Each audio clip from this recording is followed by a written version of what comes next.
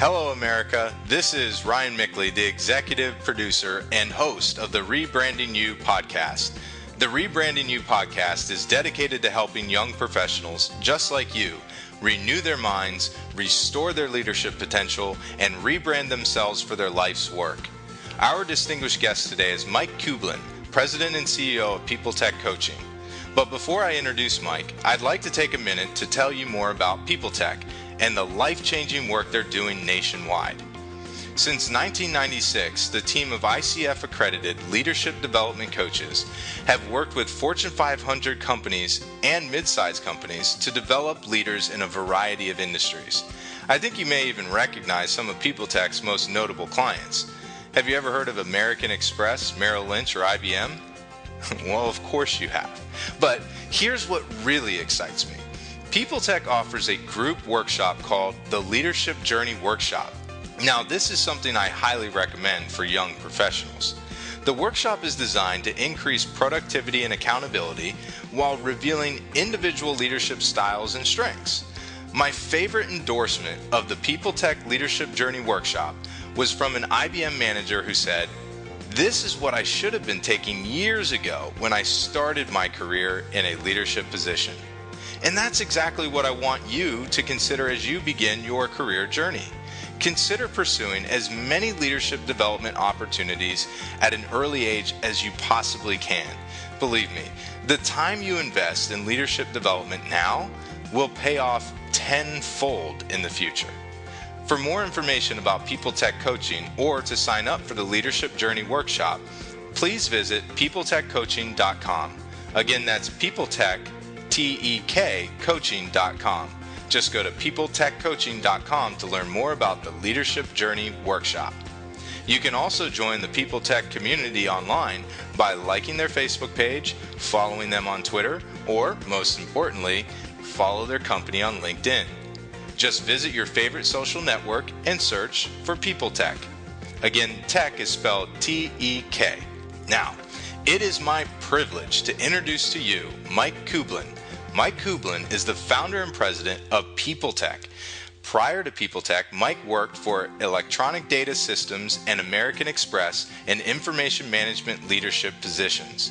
Mike graduated with a Bachelor of Science degree in Business Administration from the University of Florida and received his Master's degree in Business Administration from Nova Southeastern University.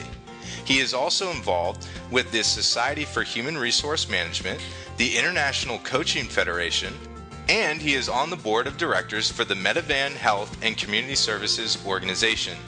Mike is a member of the board of directors for the O.J. McDuffie Catch 81 Foundation.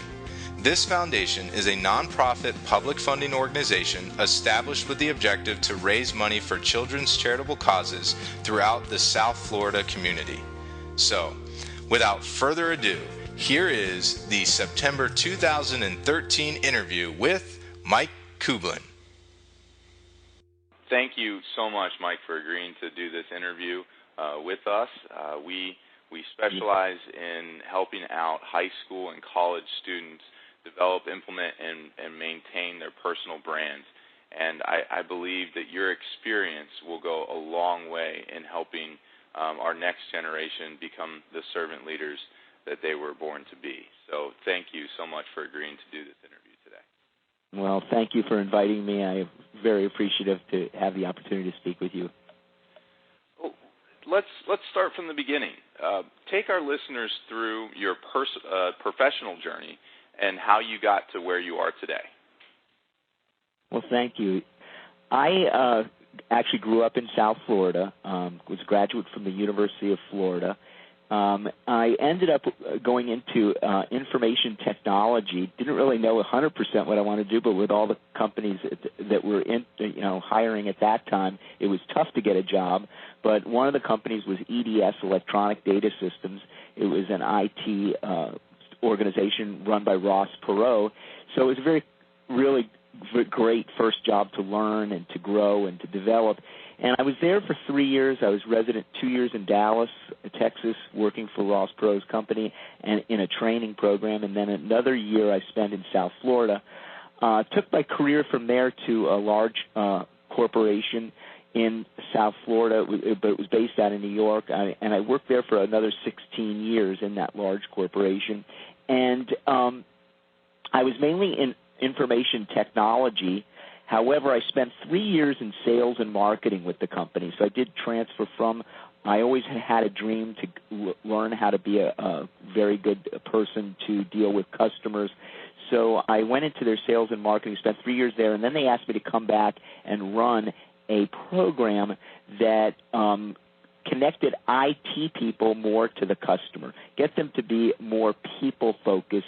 They were really good at running the computers, but how would they be with working with the people that needed all of the computer help? And what they were trying to do for the company was switch from being very behind the scenes to being very in front of the customer so they could transform technology. And while I was leading that project, I had about 150 people working for me in the IT area as well, and I got some feedback. And the feedback punched me pretty hard in the stomach. The feedback said that I was a visionary, I was great with customers, I was motivating and inspiring to the staff, and everybody really liked working with me. The feedback that they gave me, though, said it was going to really prevent me from really growing and developing and taking my career to the next level. They said I was wishy-washy and I didn't hold people accountable to behavior. Well, that really hit me hard, really started to make me think. I didn't really know what to do, so I hired a coach. Well, at that time, they weren't called coaches. They were actually called consultants. I hired a consultant.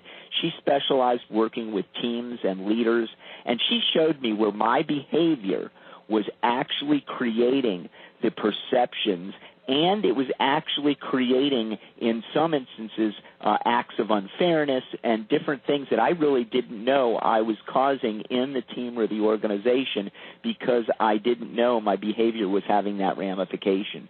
That started my career in really studying my behavior and where it was that I was taking the organization, and was I being the most effective leader and servant leader that I could be.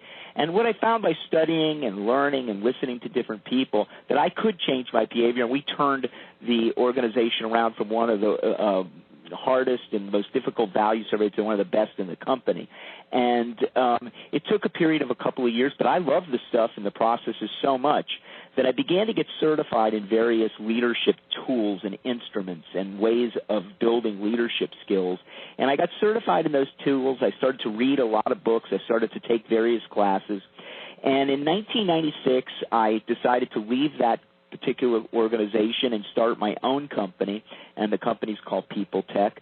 Working with people primarily in technologies was at that time the thought, but we made it a T-E-K instead of a T-E-C-H, and been very, very lucky that we did, because we deal probably about 50-50 now, 50% with IT and 50% with the rest with non-IT people, and that's our responsibility, is to help leaders, teams, and organizations be the best that they can be, and really motivate and inspire them to change and adapt and be innovative and growth-oriented and achieve the business goals they're looking to achieve in their careers. That's great, Mike. And I hope that answered your question. Absolutely it did. And to follow that up, I'd love to know your perspective on, so I heard a lot about how your behavior affected others, and it was something that you weren't very in tune to at first until you had that feedback. Having worked with some technologically advanced individuals, whether they be in programming, whether they be in internet marketing and the like, there is a communication gap that I'm seeing. And the communication gap, it's very difficult for creatives to speak to technical or analytical-minded individuals. Is that something that you learned to overcome? And if so, how did you bridge or teach your clients to bridge that communication gap between different personality types? That's a great question, and that's exactly what our company focuses on because of that gap that existed. And the way it worked for me in particular is I started to coach individuals and noticed a trend, just like the trend that you're saying. And the trend was that a person's strengths, if they're overused, becomes their Achilles heel. The problem is they don't know what their strength is and why, when they're applying their strength, that other people have strengths and skills, abilities, and talents as well.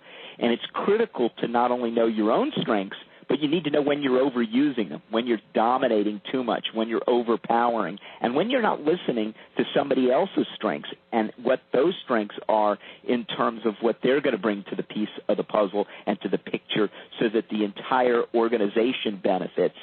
And so sometimes what happens is we get so used to using what we're good at, and particularly IT people, they're engineers, they're smart, they're very intellectual, they're very thinking-oriented, and they're very detail-oriented and practical and step-by-step. And what happens is they think they're protecting everything in the way in which they're doing it. And unfortunately, with a creative type coming in with a new idea, sometimes they get shut down because the person will say, well, did you think of this? Did you think of that? Did you think of that? Because IT or technical people are very, very great refiners, and they are able to use their analytical skills to find holes in things. And sometimes to a creative person, that's going to sound like they're poo-pooing the idea, when really all they're saying is you could still do the idea, we just need to consider this, this, this, and this. And if you're not aware when you're doing that, you could really alienate the people that you're working with. And you can, particularly an IT person, could really shut down a business partner or a linkage group or one of their customers because they're not listening and not really hearing them before they're thinking what can't